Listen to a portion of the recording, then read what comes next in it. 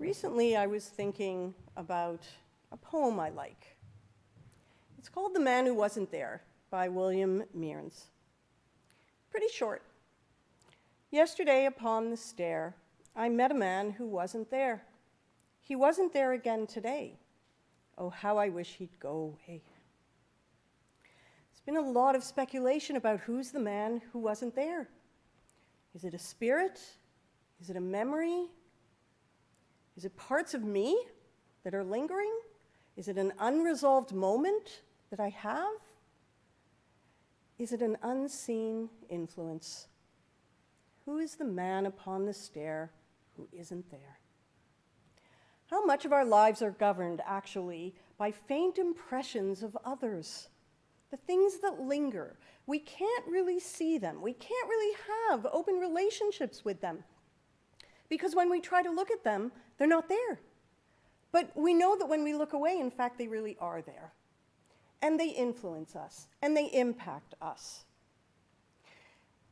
The last few years, I've learned the concept of an influencer. And an influencer, I'm now using with a capital I for influencer. It's a social media term.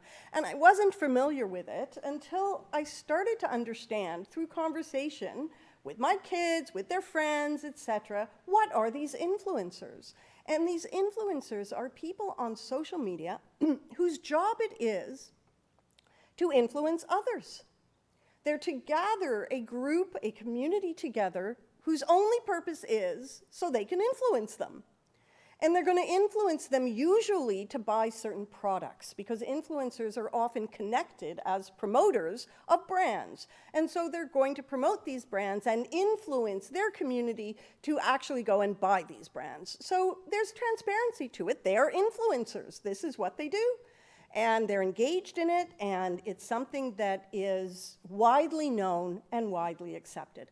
And it happens on social media, and then we look at social media, the internet, and we understand what a double-edged sword that is. The internet allows huge advantages for access. We can access almost anything. We can access knowledge, we can access history and research and data, and anything we want is on the internet at our fingertips, and we can access, honestly, more than we should. We can access private things about each other, and no one will know we found that information, because the other side of the internet is anonymity. It creates a community of invisible people. We can sit on the internet unseen, and we can go anywhere we want to go and find anything we want to find. And then what we notice on the internet is that people are invisible because I don't know who they are, but I certainly hear their opinions. So there seems to be nothing wrong with someone maintaining their anonymity, but expressing their opinion.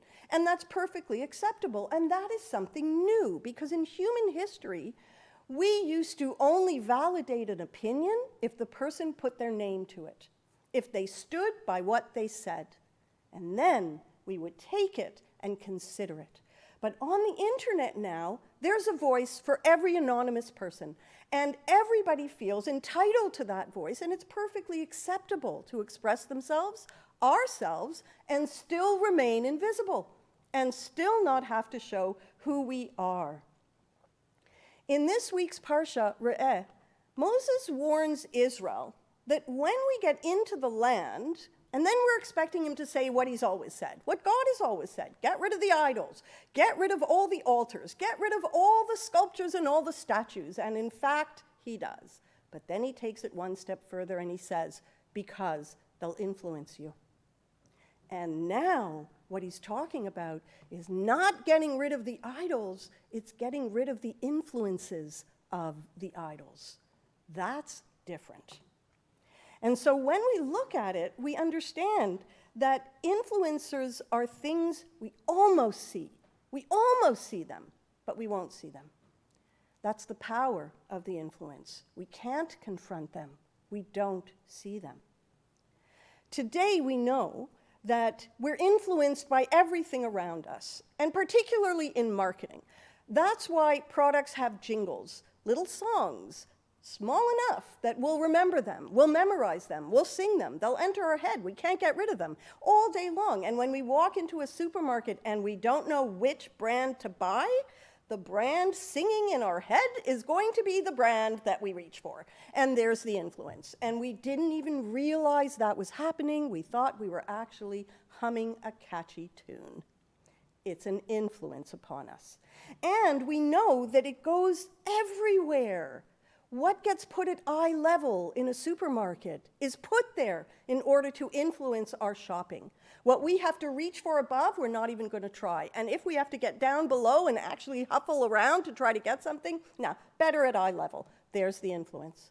And we actually know that with certain children's stores, toy stores, the executives of the store would get down on their hands and knees and crawl around the store before it officially opened so they could see what's at the eye level of a toddler.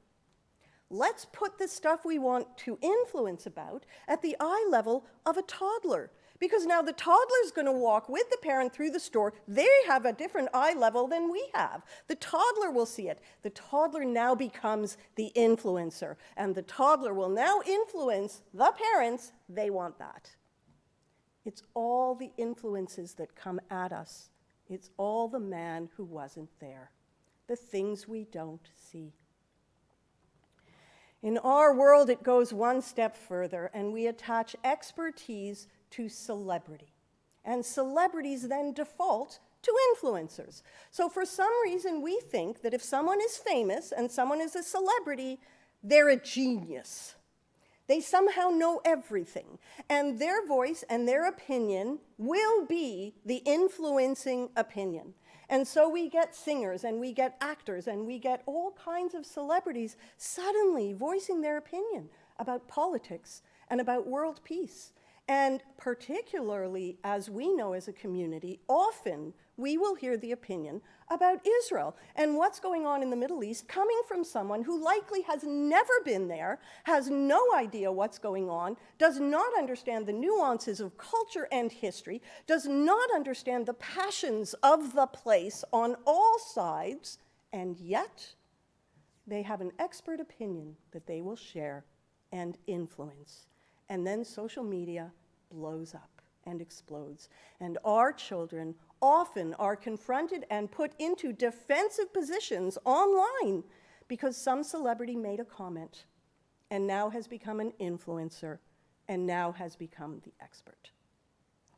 Personally, I'm a big fan of Elvis Presley, not just because of his voice. However, that voice, but okay, we'll leave the voice alone for a minute. There was one moment with Elvis Presley that has struck me and always stayed with me. He was leaving a concert. A reporter caught him just as he was getting into his limousine and said, "Elvis, what do you think of the war in Vietnam?" And at that time it was going on. Elvis stopped, turned, and said, "Why are you asking me what I think of the war in Vietnam?" He said, "Of course I have an opinion, but I'm a singer." And then he got in the car. And I thought, God bless Elvis Presley. He's a singer. He will move me with his voice and the passion I hear through his voice. But his politics? Unless he can show me he understands the situation, why do I want that clouding how he can move me with his voice? And he understood that. And he understood the realm of how he can reach people best and where his gift lies.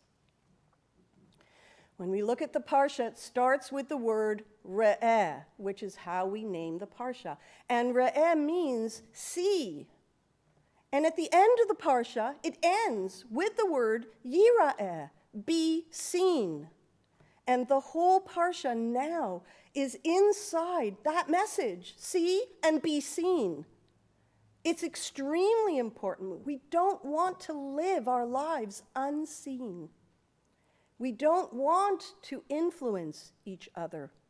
Our goal is not to influence, it's to inspire one another. As we find ourselves on the internet more and more, we remember the warning that we hear in the Torah, how easily we are influenced, how it is everywhere. We need to step back and remember, I want to see and be seen. Only then can we support each other in exploring new perspectives. There will always be the man who wasn't there. There will always be someone on the stairs. And when I turn to look, I can't see them, but I know they'll be there tomorrow again. It'll always be there. We don't want to influence each other that way. We want to inspire each other. And when we inspire each other, then we can move each other toward growth, and most importantly, we can move each other to attain new heights. Shabbat Shalom, everyone.